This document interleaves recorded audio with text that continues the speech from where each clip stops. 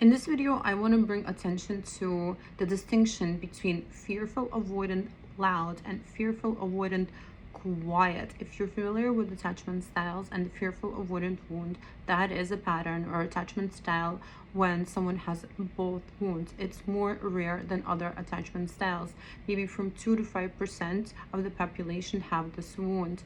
And there's a distinction. So they may have both wounds where they have an anxious wound where they fear abandonment and they really seek reassurance and they crave intimacy, and they may have the abandonment avoidant wound as well where they find intimacy unsafe and vulnerability unsafe, and they want to be independent and they fear vulnerability. So in the fearful avoidant loud, someone can really flip-flop between wanting intimacy and then running away when they start getting attached, or when they really sense that they can't trust their partner, or when they're getting too vulnerable, they want to pull back because they're starting to get really unsafe.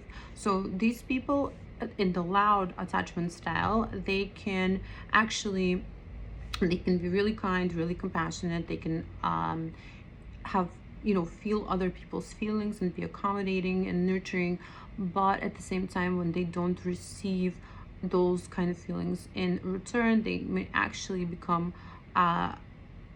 aggressive, or they can become resentful, and they can kind of like abruptly end the relationship, or it will feel like you're in a relationship with that seems to be chaotic, or maybe this is how you experience it yourself. There may be a fight or flight response, and it may be it's expressed. This style is expressed, right? The emotions are expressed.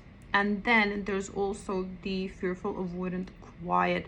So this pattern is usually, these people are also carry both wounds. They crave intimacy, but at the same time they are very independent, and they're not expressive. So they may be actually in a what we call a freeze or fawn trauma response, and this is usually prevalent in people who experience a lot of trauma. They might have had more trauma than in their childhood and later years, that were with people who were more aggressive or more manipulative, and they have felt it really unsafe being in the world. So their nervous system, at first they might have been in a fight or flight response where they were able to defend themselves, but maybe repeated incidents has caused them to go into freeze. Their nervous system, it's a survival, it's a safety, where we feel that we can't fight for ourselves, we can't stand for ourselves, and our nervous system goes into freeze, sort of like playing dead, or maybe believing that we can't protect ourselves. So, and we already, there's been so much trauma when we already expect that the world is unsafe place. So these people, because they are frozen, because they don't respond or don't fight for themselves, may be perceived as actually cold and aloof or withdrawn. Other people may completely misperceive them and may think that they are like shallow, or too high maintenance, or don't actually care or like the other person because they're not expressing their feelings towards them or their interest towards them. They may not ask questions, they may not express interest, and they may be very independent, functional. They can be very productive in their job, and they can be very, very kind. They can be very compassionate people, and actually what really differentiates them is that they have a very high moral sense. They are very good people, and they absolutely lack boundaries, because for them, their conditioning, the trauma made them feel like they have to be good. They have to be good to others even when others hurt them.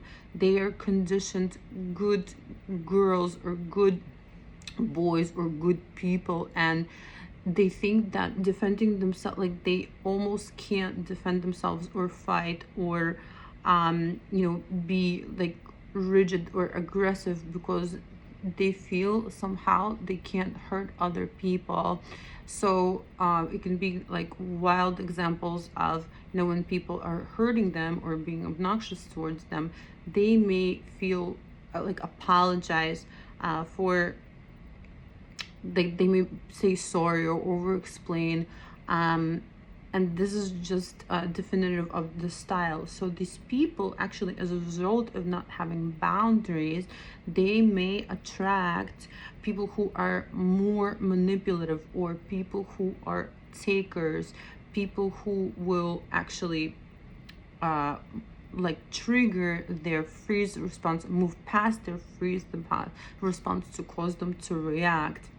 But these will be people who they realize that, oh, she's frozen, she's not gonna defend herself, and I can take advantage of her. So I want to say that particularly I created the whole heart program to help people come out of the freeze and fawn response, and to heal this trauma on a subconscious level, because it's very, very important to release all of that trauma, all of that energy and those belief systems that cause this confusion and misperception of reality. And it's really, really important for these people to know that they can really come out of the state and create healthy relationships when they learn to express themselves, when they learn to express interest, when they learn to ask questions, communicate, and set strong boundaries, and relearn to get into the danger, the fight or flight responses when your nervous systems feel you're in danger, and create those boundaries again to feel safe, to protect yourself and defend yourself. And so Whole Heart is a full spectrum program to heal your nervous system, to heal underlying traumatic imprints that are very deep rooted in your subconscious and that your core survival mechanism, so that you can bring awareness into your system once that energy is cleared up, so then you can unfreeze yourself and really speak up for yourself and come back alive, come back online, and become whole and secure in yourself, and attract healthy love, where you will start to, when you're strong in yourself, you will start to attract partners who respect your boundaries and your standards, and actually find that really, really attractive. Thank you so much.